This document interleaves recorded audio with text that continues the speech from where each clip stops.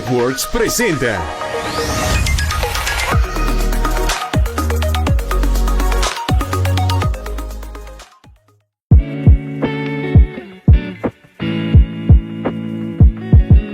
Las opiniones expresadas en este programa son responsabilidad exclusiva de quienes las emiten y no representan necesariamente el pensamiento o alguna posición oficial de este medio de comunicación.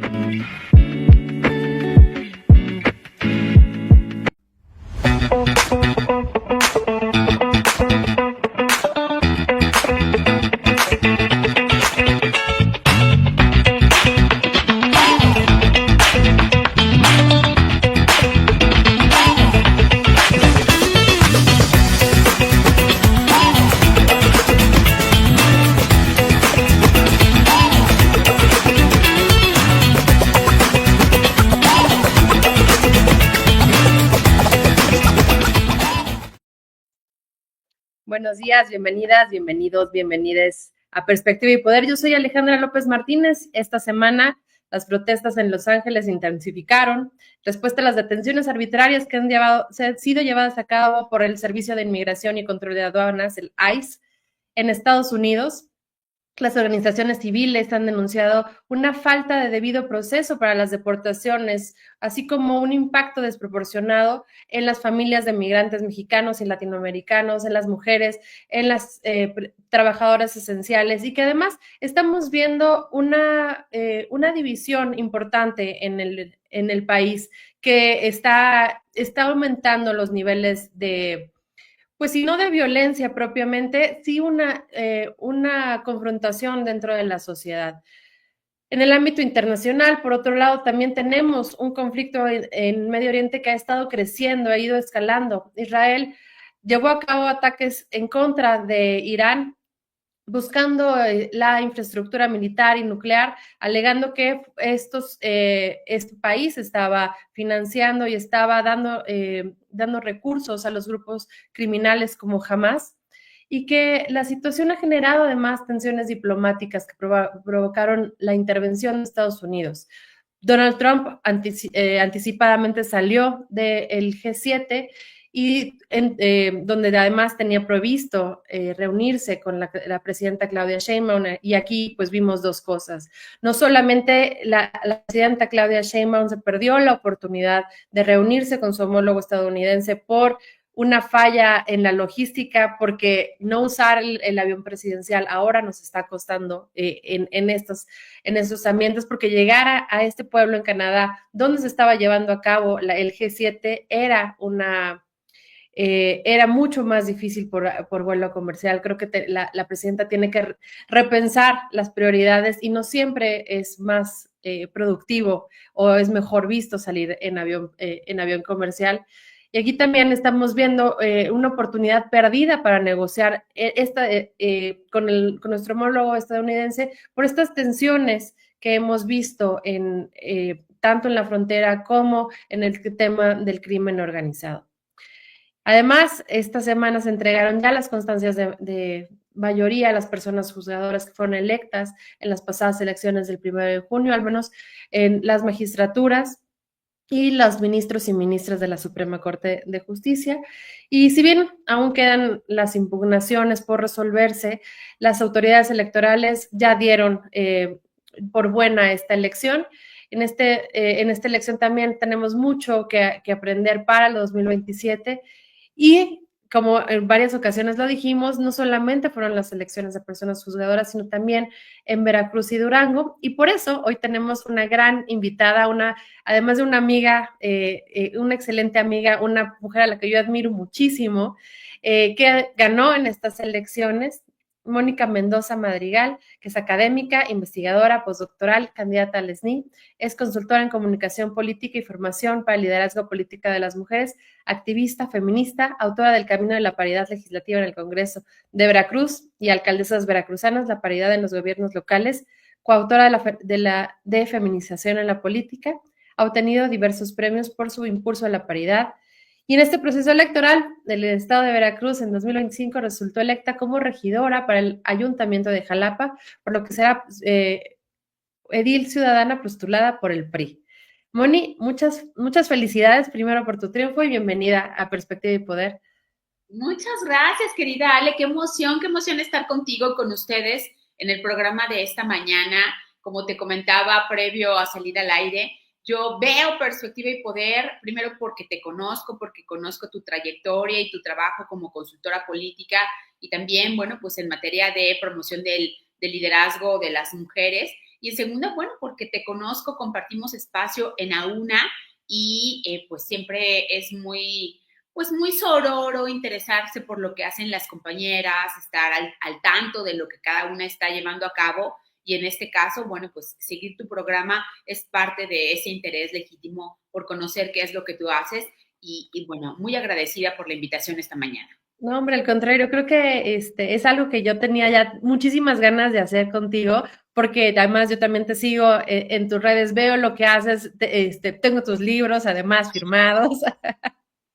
Y y creo que este es un gran momento para platicar de tu experiencia. Por primera vez te tocó estar del lado de la candidatura y no del lado de la consultoría.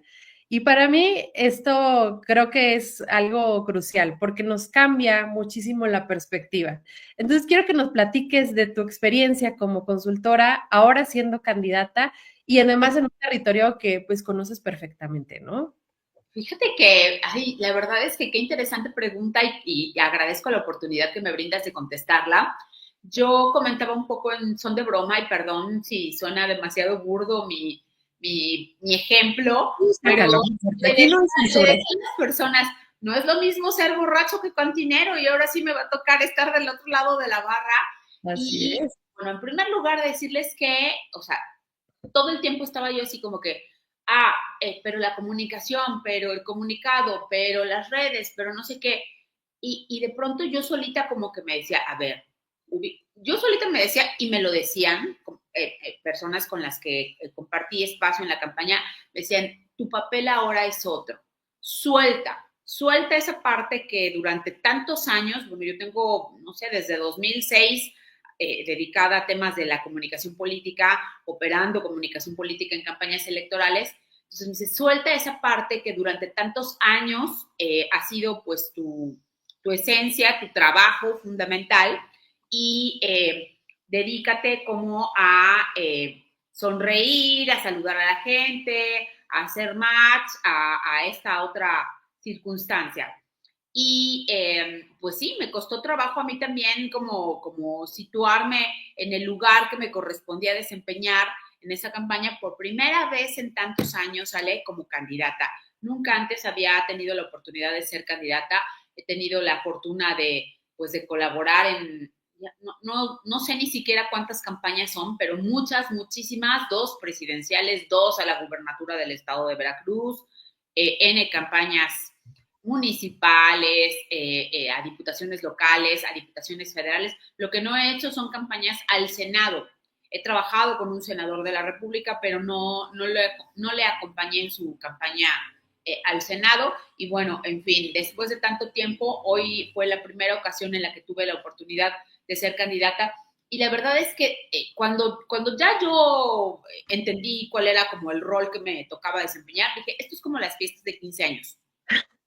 O te diviertes y lo gozas el proceso, o estás nerviosa todo el tiempo por lo que pueda llegar a salir mal. Y yo decidí disfrutarlo y lo disfruté profundamente, me dediqué a eso, a acompañar al candidato, a mi candidato a la presidencia municipal en sus recorridos de campaña, escuchando, atendiendo, abrazando. O sea, yo no fui un actor lejano y ajeno a los sentires vividos durante la campaña, porque además fue una campaña con mucha expectativa, con mucho ánimo, con mucha esperanza, y decidí eso, ¿no? Ser una persona presente, que viviera y que disfrutara la campaña. Entonces pues, me dediqué totalmente a caminar, a abrazar, a escuchar, a sentir, a conectar a la gente para tratar pues, de apoyarles en sus necesidades y resolver, aunque fuera un poquito, pues temas que se iban presentando.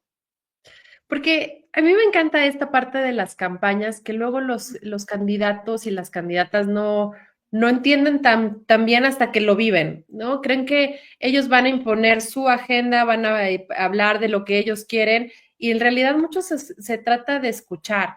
¿Sí? ¿Cómo fue escuchar a la gente de Veracruz? ¿Qué es lo que están diciendo? ¿Qué es lo que estaban pidiendo? ¿Y de qué hablaban? Porque además fue una campaña donde de nuevo vimos mucha violencia política y mucho desencanto, porque después de las elecciones pasadas, volver a votar y ahora además sumarle la elección al Poder Judicial, pues la gente está un poco cansada y cansada también de vivir la violencia contra las personas políticas, no solamente contra las mujeres, y sobre todo en los niveles locales, cosa que hemos seguido viendo desde el 24 hasta ahora.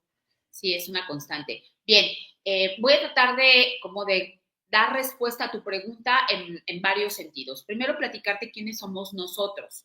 Y por nosotros me refiero pues a la persona que encabezó la candidatura a la presidencia municipal y cómo conformó él su equipo y por qué, digamos, que yo llegué con él. Él se llama Silvio Lagos. Silvio es un abogado, es un hombre joven, es un par de años más joven que yo. Y nos hemos acompañado, pues por lo pronto en las dos últimas campañas a la gubernatura hemos sido equipo, él en la parte pues de operación política y después de la defensa legal y yo en el área de comunicación política y de mujeres. De tal manera que nosotros pues somos amigos y somos compañeros de equipo político desde tiempo atrás. Y él llegamos a este momento electoral en el estado de Veracruz solo un año después de haber ido a la campaña a la gubernatura. Nosotros somos el mismo equipo que el año pasado acompañamos al candidato del PRI, PAN, PRD a la gubernatura del estado de Veracruz. Yo fui coordinadora de mujeres en la campaña gubernamental y Silvio fue el representante ante el OPLE del partido y llevó la parte de la defensa electoral del candidato en todo este proceso. Entonces somos un equipo de personas que se conocen, que hemos hecho cosas juntas antes desde diferentes perspectivas.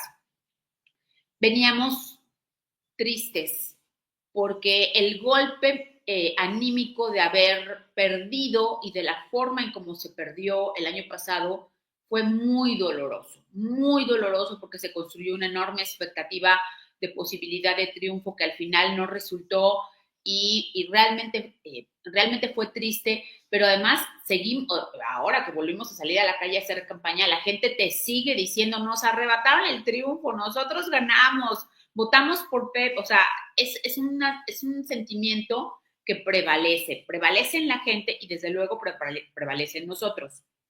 Y bueno, en ese contexto llegamos a las campañas municipales y la ciudad de Jalapa, que es la capital del estado de Veracruz, traía ahí una circunstancia particular porque aparentemente aquí había un candidato natural, yo siempre lo pongo entre comillas, porque la realidad es que no hay candidatos naturales. Hay candidatos que son candidatos y asumen esa circunstancia política y entonces, bueno, quien suponíamos que sería el candidato decidió que no, decidió apostar por otra circunstancia, por apoyar a otra persona de otro partido político y el PRI se quedó sin candidato. Y entonces a mí eso es algo que siempre le voy a reconocer, ¿sabes? Esto es de valentía, o sea, sí es de oportunidad, pero es de valentía y de determinación. Entonces él levanta su manita y dice, yo quiero, así como aquí estoy, nadie quiere, yo quiero, ¿no? Y cuando ocurre así, pues vienes desde atrás, ¿no? O sea, vienes sin expectativa, pero también no tienes nada que perder, Alejandra. No tienes nada que perder. Todo lo que tienes es para ganar y entonces con esa determinación y con ese coraje, pero él, que es un hombre, te digo, de lo electoral, es un técnico electoral, conoce los números muy bien, entendió que la circunstancia del partido estaba complicada, ¿no? La percepción en el ánimo ciudadano no es favorable. Y entonces lo que decidió es apostar por construir una planilla encabezada por una ciudadana, integrada por ciudadanos y ciudadanas de a pie, ¿no? sí hay, dentro de las 13 posiciones que había que postular para la planilla, sí hay personas que son militantes priistas, pero la mayor parte de las personas fuimos ciudadanas. Y eso es algo que fue un diseño que él construyó justo, pues, entendiendo la dinámica política local, ¿no? Que la gente lo que quiere es que le resuelvan y que le resuelvan como su vida cotidiana. Y bueno, pues así es como fuimos a la campaña política. La ciudad de Jalapa es atípica en su comportamiento electoral con respecto al resto del estado, porque en Jalapa, como en muchas capitales del país, tú lo sabes bien como consultora, la ciudadanía no vota por quien le gobierna, generalmente, o sea, vota en sentido contrario. Aquí, por ejemplo, el año pasado, con Pepe en la campaña de la gubernatura, ganamos Jalapa para Pepe, ¿no? Siendo Jalapa la sede de los poderes políticos estatal y municipal. Se ganó para el PRI en la campaña pasada y generalmente se ha votado en contra de quien gobierna, en un sentido contrario. Y pues bueno, pensando un poco en eso, salimos a hacer campaña y lo que nos encontramos es una ciudadanía muy enojada con su gobierno local, muy enojada con su gobierno local, para que ustedes tengan una dimensión de lo que pasa acá. Jalapa es una ciudad muy pequeña que no, a diferencia de muchas otras ciudades coloniales en el país, esta no fue pensada para ser ciudad, era un caserío de paso de quienes traían el comercio del puerto de Veracruz hacia la Ciudad de México para que pasaran la noche los caballos, pues. Entonces, la traza de las calles de Jalapa no es cuadricular y las calles son muy angostitas y ya sabes, con adoquín o con chinos, de subidas y de bajadas. Entonces, vialmente es una ciudad muy compleja y en este momento somos a nivel nacional la segunda ciudad en autos per cápita, después de la Ciudad de México. O sea, claro, pero la Ciudad de México es muy grande, muy grande. Jalapa es chiquitita. Y si tú te equivocas de calle a la que vas a doblar a la derecha, ya te amolaste. ¿Por qué?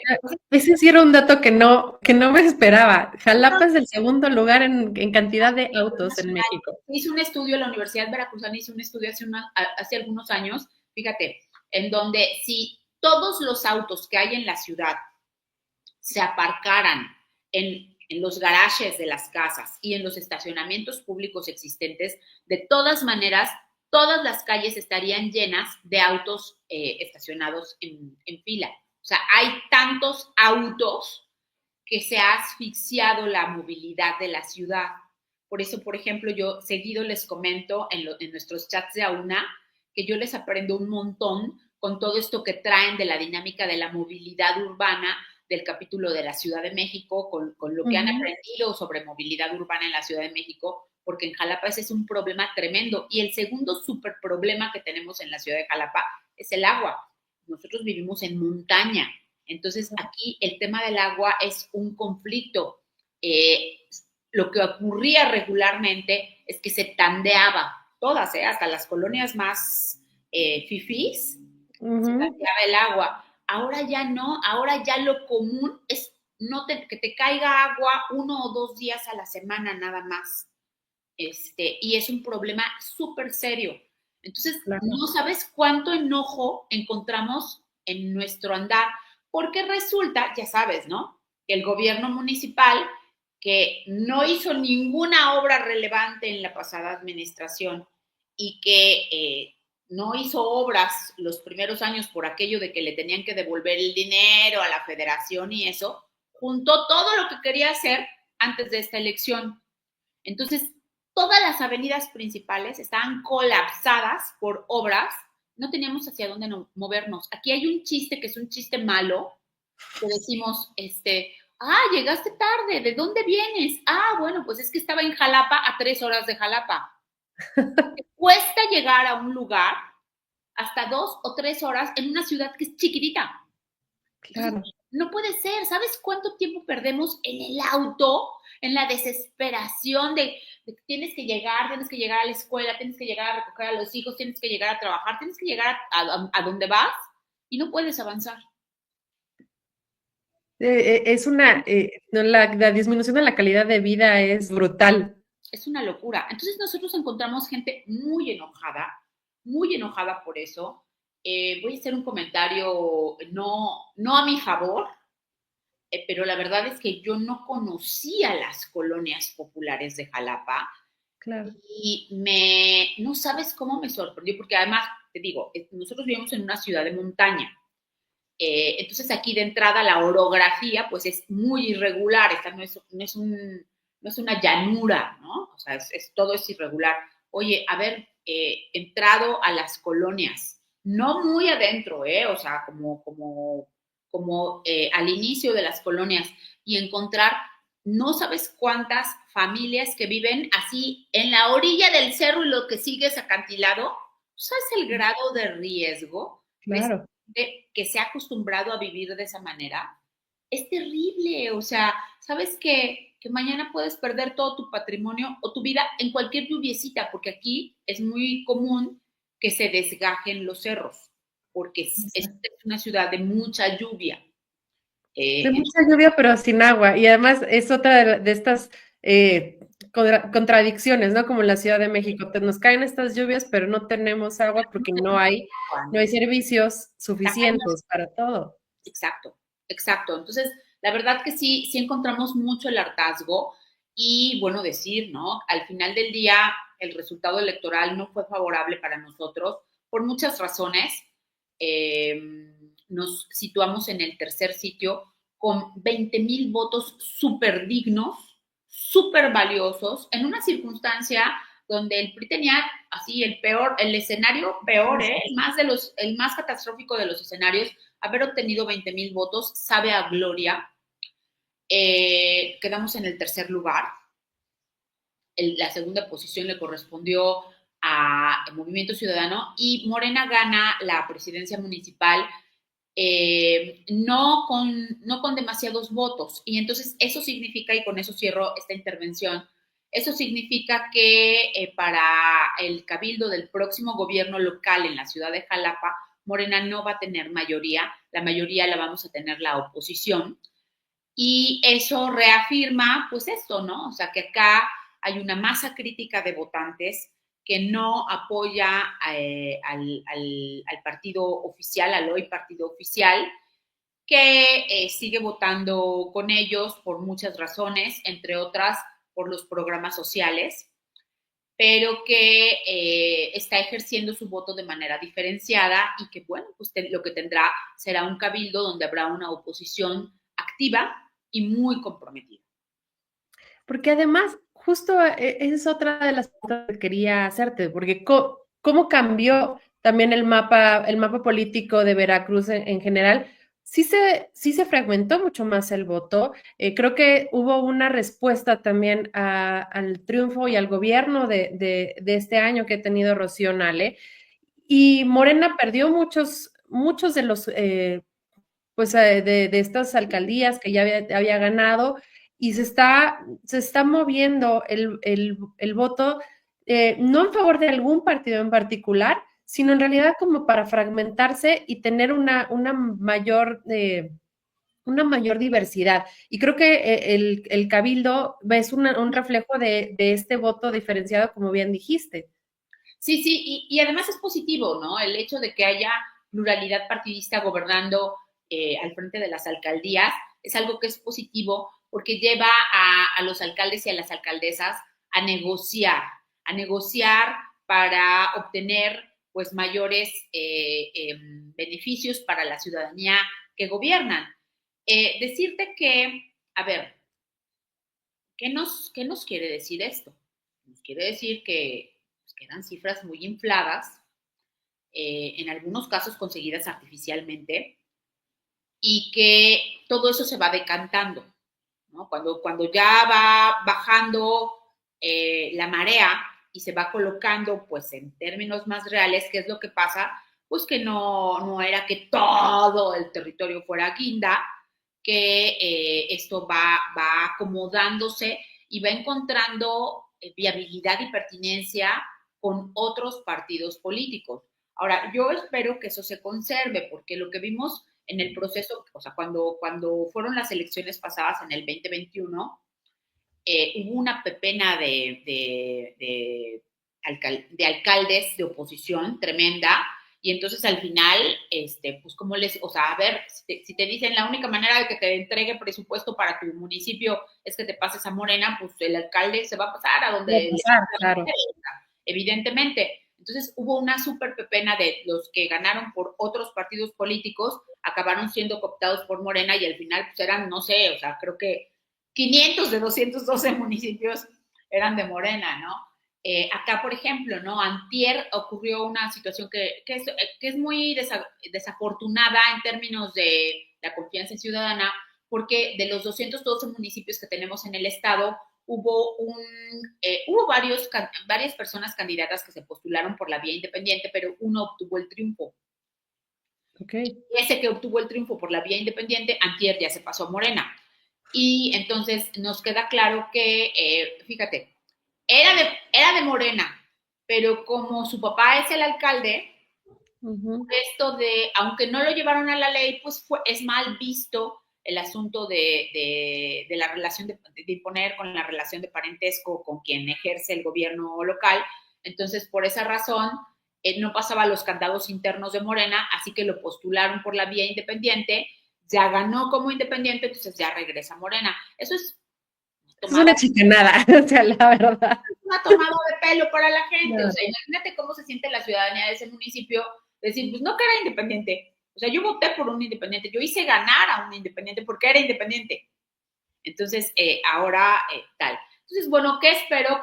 Que se mantenga esta división de representaciones, porque eso es favorable a quién, a la democracia, porque hace que la política es el juego de la negociación pública.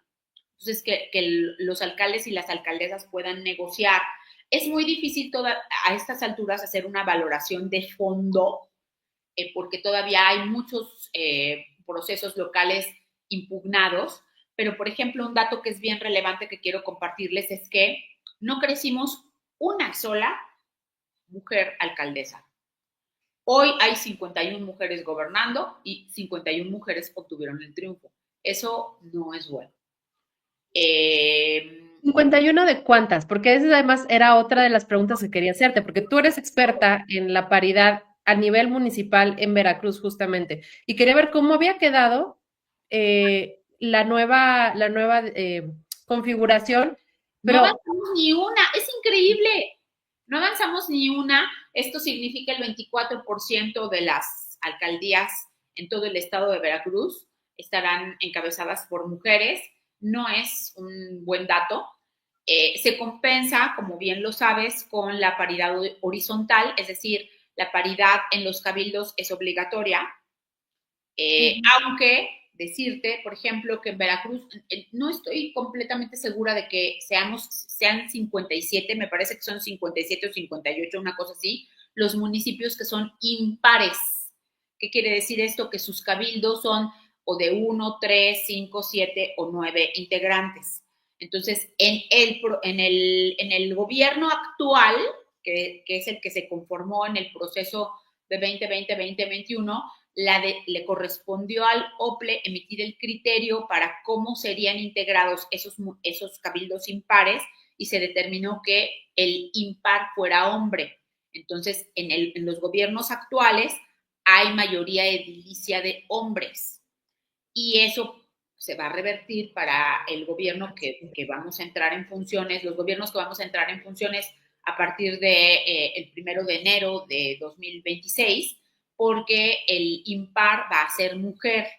Entonces, los gobiernos municipales tendrán mayoría edilicia de mujeres, pero esto no oculta la realidad de que se sigue votando por pocas mujeres para presidentas municipales.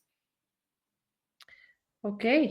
¿Y eso cómo afecta entonces también a la sociedad veracruzana? Que no haya aumento en la paridad, eso implica que no hay políticas públicas para las mujeres, que no haya una visión con perspectiva de género, pero ya así como en la parte más tangible y más real, sea, cómo afecta a la ciudadanía y cómo nos afecta en general a las mujeres? Nos afecta en general a las mujeres porque no estamos siendo representadas. Fíjate, es un dato relevante, es un dato interesante. En Veracruz, como prácticamente en todo el país, somos el 52% de la población. En Jalapa no. En Jalapa somos el 53,5%. O sea, aquí hay considerablemente más mujeres que hombres, pero bueno, en el resto del estado somos 52%. Y si solo ganaron el 24%, quiere decir que el 26, 27% de mujeres del estado no está representado por sus gobiernos locales. Es un tema de representación pública. No es un problema necesariamente de políticas públicas y es muy triste porque eso supondría que todas las mujeres que arriban a los gobiernos locales tienen claro que deben de llevar una agenda de igualdad para las mujeres y los hombres de los municipios que gobiernan, y esto no es así, ¿no? Cuerpo de mujer no garantiza conciencia de género, lo sabemos, pero por lo menos el que empiece a haber mujeres, pues es un avance. Ya lo que viene, pues nos toca a nosotras, a las consultoras, a las activistas, a la sociedad civil organizada, estar ahí en la exigencia de que haya acciones sustantivas en favor de las mujeres. Y bueno, pues el mejor ejemplo de esto lo tenemos, por ejemplo, en Morelos, ¿no? Donde encabeza el Estado una gobernadora y antier dijo que no tiene razón de ser que sigue existiendo el Instituto Morelense de las Mujeres, ¿no? Entonces, bueno que gobierna una mujer, imagínate si no, qué barbaridad. Entonces, Ni Cuauhtémoc Blanco se atrevió a tanto. y mira, ¿no? Mira que ya era mucho decir y ni Cuauhtémoc se atrevió a desaparecerlo, pero ¿por qué no? Llegó doña Margarita y a doña Margarita le parece que no sirve de nada tener al instituto, ¿no? Entonces, de pronto estamos luchando mucho contra eso. A ver, a mí me parece que esto más a quien le corresponde asumir la responsabilidad de esto es a los partidos políticos. Quienes no están haciendo su tarea son los partidos políticos. Quienes no están postulando candidatas con posibilidades de triunfo, con suficiente gasolina electoral para el triunfo, es a los partidos políticos. Siguen sin entender la paridad. Digo, yo conocí casos en campaña, no voy a decir de qué partido, pero conocí casos de dirigencias partidistas estatales que decían, ¿cómo? O sea, ¿cómo que paridad horizontal? ¿Qué es eso? ¿No? Pues si ya están postuladas en las alcaldías, ¿que también les tocan las regidurías en paridad? Sí, claro, es ley desde el 2018. Sí. O sea, de pronto dices, ¿cómo no lo sabías, no? Si te dedicas a este negocio, no lo acaban de entender, ¿no? O por ejemplo, ¿no? Ante los fallecimientos lamentables por los asesinatos cometidos, ¿no? ¿Con quién sustituyes? Con quien sea. No, si era mujer, tienes que sustituir con mujer. O una renuncia, si es mujer, tienes que sustituir con mujer. Ay, pero no, pero ya ahorita ya no da tiempo. ¿Cómo que no? Pues inviértele más tiempito, cariño, para buscar mujer, porque tienes que sustituirlo con mujer. Los partidos siguen sin entender y siguen, más que un asunto de comprensión o de conocimiento, es un asunto de patriarcado. O sea, siguen viendo a la paridad como una concesión y no lo es. Y te voy a decir otra cosa. Y no es crítica a las mujeres. Nada me aleja más que la intención de criticar a las mujeres, porque las mujeres pasamos por donde podemos, ¿eh? O sea, el chiste es colarnos y estar. Y si las que nos colamos somos feministas, pues amigo, ya llegamos. Ya llegamos y no nos vamos. Pero el gran tema es que muchas de las mujeres que están en los partidos, pues aceptan las reglas que les imponen los partidos, porque eso les significa su futuro político. Y entonces los partidos, a ver, hazte para allá, compañera, porque ahorita no, te toca, no te toca, pero la disciplina partidaria te tiene, o sea, en fin, entonces, estas formas tradicionales, ¿no? De creer que eres por el líder político que tienes y entonces solo con él voy a crecer. No, es momento, ya me gustaría que pudiéramos platicar un poco sobre el tema del liderazgo. Es momento de pasar de lo que no es liderazgo, que es el empoderamiento vacuo, que te vistas como empoderada, no quiere decir que estés empoderada, o sea, eso es una tontería, por eso la palabra empoderamiento ya no, ni se usa, ¿no? Ni se usa. La usen. El tema es el liderazgo, porque donde no estamos pudiendo avanzar es en la parte donde nos hacen chingaderas y nos ponemos a llorar, ¿no? No, a ver, con cabeza fría hacemos un análisis del escenario político, ¿por dónde puedo pasar? ¿Por aquí puedo pasar? Pues por ahí paso. Me van a ver feo, me van a poner 3 veces el pie, me voy a caer, me va a doler, pero me levanto y sigo, ¿no? ¿Por qué? Porque por ahí es por donde nos están poniendo las zancadillas.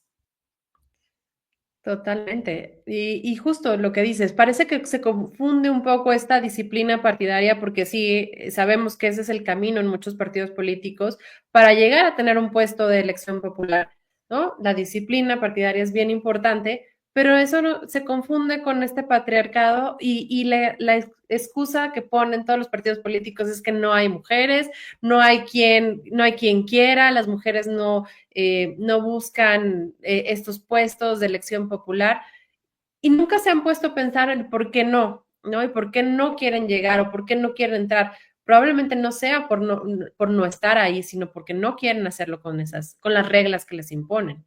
Mira, son varias razones, ¿no? En general a las mujeres nos atraviesa de manera muy particular varias cosas. Primero, la falta de dinero, Ale. La falta de dinero es un tema brutal. O sea, ¿cómo vas a hacer campaña sin un centavo? ¿No? Entonces, al final del día, quien te pone el dinero es quien te pone las reglas. Exactamente.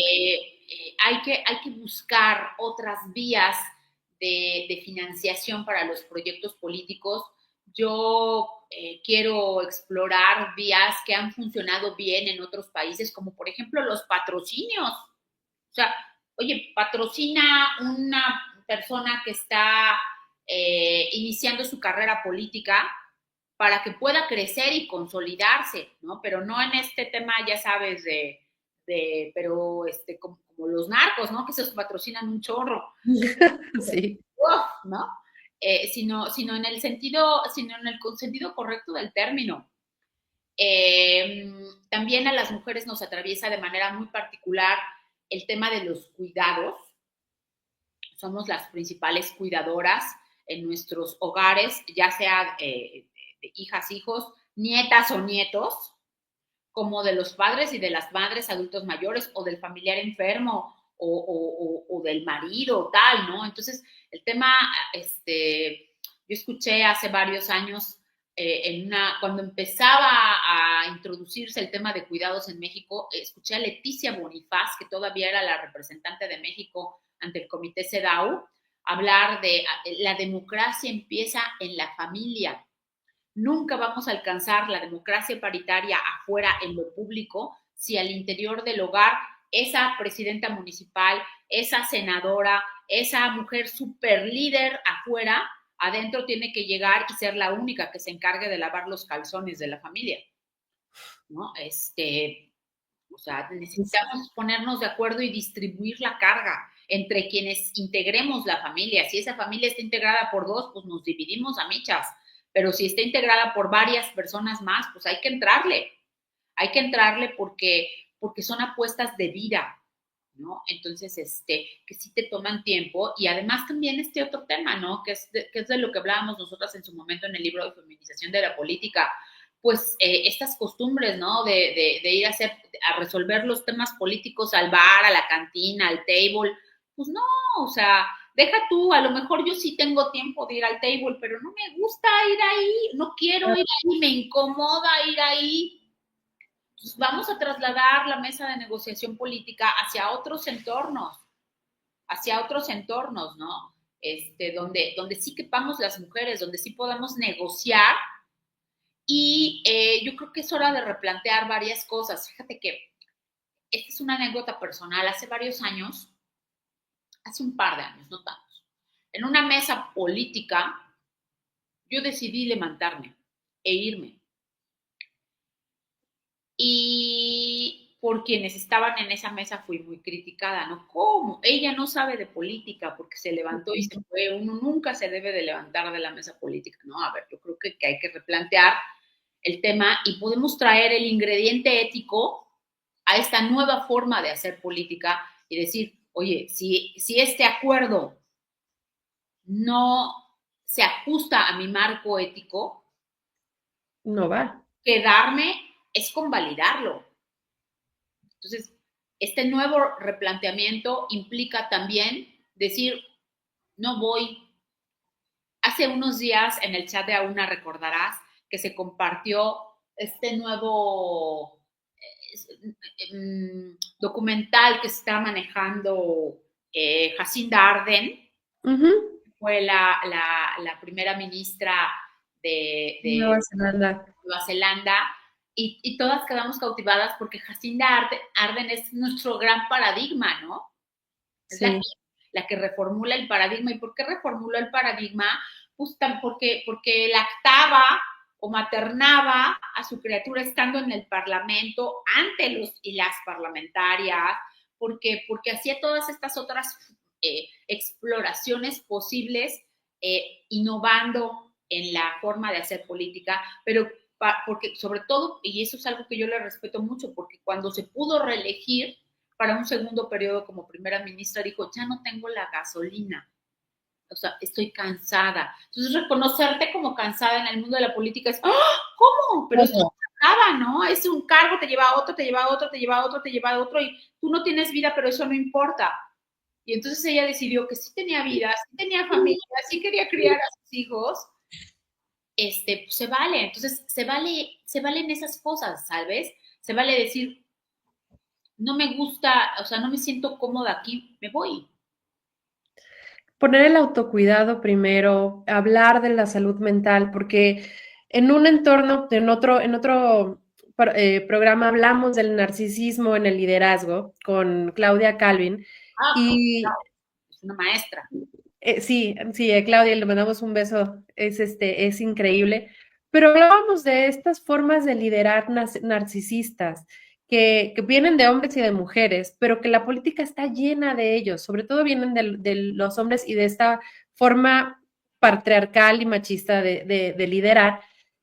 Y Jacinda Ardern tiene una visión completamente distinta, porque dice, voy a liderar en mi autenticidad, buscando el autocuidado, poniéndome a mí como prioridad y cuando no puedo, pues digo que no puedo, cosa que es impensable en el paradigma del liderazgo político actual, Sí, claro. tanto para hombres como para mujeres.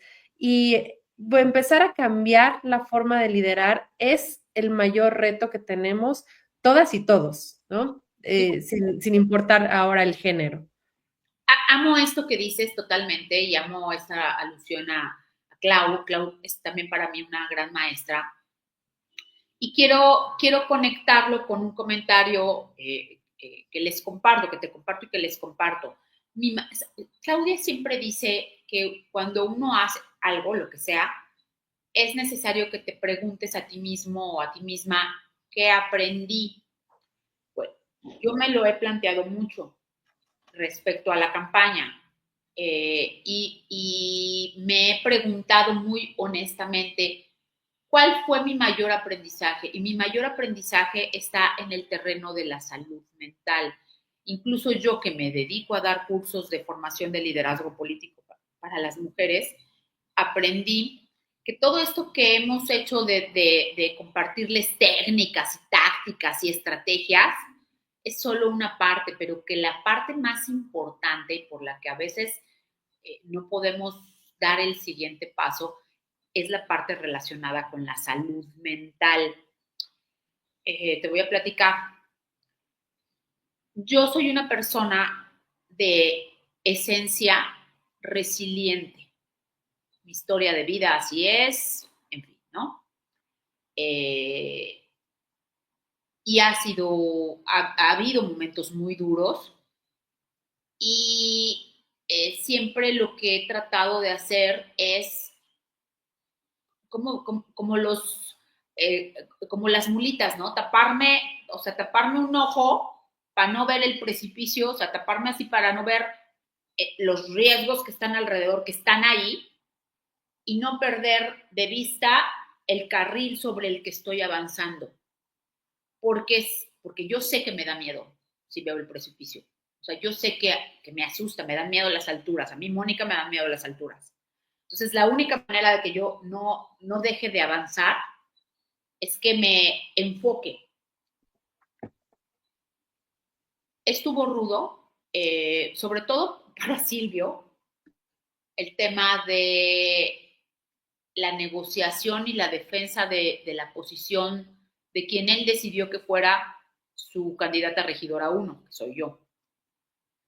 Y entonces se vinieron una serie de cosas complicadas. Y yo decidí no mirar el precipicio, no engancharme. Primero, saber que no era por mí, sino por el lugar que yo estaba ocupando. O sea, no es personal, sino es político. 2, no es para mí, no es mío. No me tiene que querer todo el mundo. Tengo que tener madurez emocional de saber que no vengo por el amor, vengo por la responsabilidad y el compromiso. Y entonces ese tiene que ser el insumo que me guíe. Y tercero, para que una base, o sea, alguien puede no caminar. Yo me he hecho a un lado muchas veces para que pasen otras. En este momento la circunstancia me fue favorable. Entonces paso yo. ¿Qué puedo hacer yo con eso? Ser responsables con las que no pasaron. Y decir, bueno, voy a ser inclusiva, voy a hacer esto, pero desperdiciar mi oportunidad, no voy a desperdiciar mi oportunidad. Es mi oportunidad. Entonces, sí nos hace falta acompañar esta cosa de las tácticas y las estrategias de liderazgo y de negociación y todo esto con el fortalecimiento de mi yo emocional, con el trabajo y la claridad interna, la sensatez, y decir, con esto me lo compro, esto no me lo compro. Aquí me engancho, aquí no me engancho. Y vamos. Porque si nos esperamos a que todo el mundo aplauda, pues van a pasar más de los 130 años que dice la ONU que nos vamos a tardar en alcanzar la igualdad. Tenemos que entender que la parte emocional de las personas funciona en cada quien diferente y uno tiene que blindarse y fortalecerse anímicamente antes de iniciar cualquier reto nuevo que sea. Conocerte, saber cuáles son tus limitaciones, tus pros y tus contras, no creértela, o sea, decir, el mundo me estaba esperando, ya llegué yo a transformarlo. No, a ver, esta es una oportunidad, se abrió una ventana, en esa ventana voy a caber yo, voy a pasar. Es responsable asumir que voy a pasar. ¿Qué voy a hacer con eso? Entonces, ¿qué me toca, no? Yo no puedo decir que yo soy la voz de la sociedad civil, pero soy una persona que pertenece a la sociedad civil. ¿Qué voy a hacer? Pues que por mi conducto se sientan representadas y representados. Soy mujer feminista. Que las mujeres feministas de la ciudad donde yo voy a ser una representante más se sientan representadas. Soy integrante de la comunidad académica en una ciudad universitaria. Entonces, ahí de entrada, pues ya no salí de la tómbola y sí cursé la primaria y la secundaria y todo lo que vino después, ¿no? Y todo lo que vino después. Todo lo que vino después. Entonces, bueno, pues por ahí, ¿cómo asumir esa parte del compromiso? Es un poco, lo veo como poner todo lo que tú eres en ese sello personal de ejercer el poder, ¿no? Y que, como bien lo dices, pensar que no es una forma de validación estar en la política, porque si la vemos así, entonces pues nunca vamos a ser suficientes, ¿no? Y este miedo a no ser suficientes que nos abruma a todas y a todos en todos los aspectos y en todos los ámbitos, En la política se agrava porque hay muchos intereses, hay enemigos o enemigos, ¿no? Y muchas personas que lo hacen por esta forma de validación, cuando lo que en realidad estás haciendo es buscar el bien común y entender que son puestos prestados y que no te van a definir como persona. Y creo que eso lo estás haciendo muy bien, nos lo estás planteando muy bien y pues yo tengo mucha envidia de las y los veracruzanos que te van a tener a ti como regidora y sobre todo de la comunidad académica, porque creo que sí es importante tener representantes dignos que sepan hacer política, porque los académicos y las académicas que han estado en la política se han olvidado de esta parte de cómo beneficiar a la comunidad académica. Pues, a veces sí pasa, ¿eh? Sí es verdad. Acá, por ejemplo, hubo un alcalde que era investigador de la Universidad Veracruzana, que fue el peor alcalde que ha tenido Jalapa, qué cosa, pero de verdad la gente lo identifica así como, nunca lo reconocía como mucho cuando estaba en funciones, pero ahora que ya se fue, dices, ¡oh! ¿No? Ya se fue. Entonces, no, yo creo que somos, a ver, las personas que trabajamos en el ámbito de la academia, pues somos integrantes de la ciudadanía como cualquier otro profesión o actividad laboral y tenemos necesidades específicas que abrazar y que defender, algunas de ellas relacionadas con con nuestro vivir cotidiano. Y eso es lo que toca hacer desde lo local, desde el cabildo. Entonces, bueno, yo será lo que esté haciendo, será a lo que me esté dedicando, a tratar de darles voz. Será sin duda complicado ser oposición, pero bueno, estaremos en una oposición que será mayoritaria en el cabildo y eso da un cierto margen de negociación. Quiero decir que yo por mi actividad activista y política, como consultora, tengo una magnífica relación con todos los partidos políticos. Con una magnífica relación, es magnífica relación. Y eso es algo que no va a cambiar, ¿no? De ningún modo, ¿no? Porque no se trata de llegar a ponerte los guantes, me chocan esas representaciones de llegar a ponerte los guantes de box. No, pues no tengo guantes de box, ¿no? Mis manos son muy pequeñas y no caben en los guantes de box. Yo no me los voy a poner. Me voy a poner manos a la obra, eso sí, ¿no? Para trabajar. Ahorita, por ejemplo, con las lluvias, que aunque si bien está pegando fundamentalmente del otro lado del país, aquí se nos ha traducido en muchísimas lluvias y como te digo, Jalapa es una ciudad compleja que tiene un grado de riesgo con este asunto. Entonces yo estoy ahorita muy al pendiente de cómo están las colonias con el asunto de las lluvias y pues tratar eso, ¿no? Tratar de ver de qué manera ayudar y tratar de qué manera empujar para adelante este tema, Ale. Nos ocupa mucho, necesitamos elevar la presencia pública de mujeres con agenda, que no sean fáciles rehenes de los patriarcas que están en el poder. Si una mujer no sabe sus derechos, es más fácil que sea enganchada por estas redes de poder que te exigen silencio a cambio de silencio y sumisión a cambio de poder pasar. Yo no soy ni sumisa ni soy callada. Y no voy a usar. Me da mucha risa porque pues fue una campaña muy austera, la que hicimos fue una campaña muy austera, entonces pues no había lana para que todo el mundo trajéramos así las camisas bordadas con el logo de nuestro cabildo, y no porque no quisiéramos, porque de verdad yo me hubiera tatuado, Silvio, porque me súper comprometí con él y además me gustó mucho lo que hizo. No lo conocía en esta faceta, ¿sabes? Y me gustó mucho la persona que fue en campaña, pero bueno, cada quien andaba vestido como podía, ¿no? Que hubo quienes se mandaron a hacer sus propias playeras. Entonces yo dije, ¿a mí me dan permiso de llevar mis playeras feministas? Sí, claro, mis playeras. Yo creo que no sabían con qué me iba yo a parecer, ¿no? Entonces ahí voy con mi calladita, no me veo más bonita y soy una hija de mi madre y con todas estas cosas y la gente me veía así como que me decían, al principio me decían, y después, Sí, está bien, está chido, me cae bien. Oye, ¿no tienes más playeras de estas? Qué padre. No, qué increíble experiencia y además qué padre que estás, que llegaste y que vamos a ver un gran resultado contigo, o si no, al menos vamos a ver una forma de hacer política distinta y eso siempre es enriquecedor para todos. Moni, Y no lo voy a hacer sola, lo voy a hacer con ustedes, ¿eh?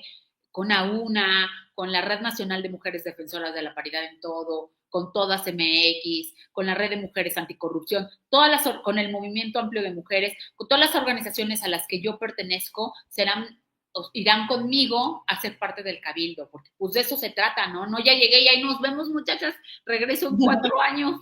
ahora sí llegamos todas. Ahora sí llegamos todas, ¿no? Muchísimas gracias por haber estado hoy. Ya se nos fue rapidísimo el tiempo. Gracias por haber estado. ¿Dónde te podemos encontrar así ya rapidísimo para cerrar? Muchas gracias. En todas mis redes sociales estoy como Mónica Mendoza M y abrí, a propósito de la campaña, una fanpage que se llama Mónica Mendoza Madrigal, porque mi cuenta de Facebook la manejo como privada para mi familia. Tú que estás, sabes que solo subo a mi mamá y a mi perro. Entonces, ok, buenísimo. Para que te sigamos, para que ahí te encontremos y para todo el éxito. Como Mónica Mendoza M y en la fanpage como Mónica Mendoza Madrigal. Pues muchísimas gracias. Nos vemos muy pronto. Esto fue Perspectiva y Poder y hasta el próximo jueves por ADR, Activando tus Sentidos. Hasta luego.